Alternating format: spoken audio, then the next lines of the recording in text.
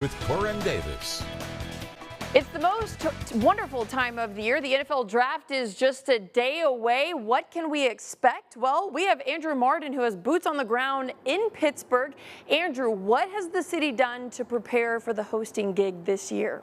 So Pittsburgh has been a fantastic host thus far, Corin, and we expect that to continue through the weekend. They are estimating between 500 and 700,000 people coming to this city specifically for the NFL draft. And the Penguins are in the, Stanley Cup playoffs, but right now it's all about football in the Steel City. You can probably see it over my shoulder. That's where the draft is going to take place, not inside the Steelers' actual stadium, but in that little temporary pop-up airport hangar-looking facility. That's where the draft prospects are going to be tomorrow. There are more than a dozen of them here currently on the ground, but obviously the projected number 1 overall pick, Fernando Mendoza, quarterback out of Indiana, he chose to spend the draft with his family in Miami. But ton of prospects here, and we're expecting it to be a very fun day tomorrow and a fun couple of days through the weekend. Yes, it sounds like there were several draft prospects out on the field this morning at the league's annual prospect clinic. Who was there and how did it go?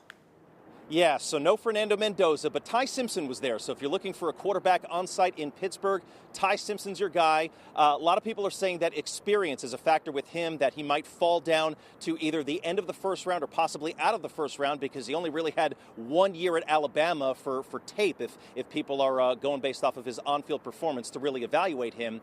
But you had David Bailey was there, Arvell Reese. Those guys are projected to go 2 and 3 in whatever order to the Jets and possibly to the Cardinals.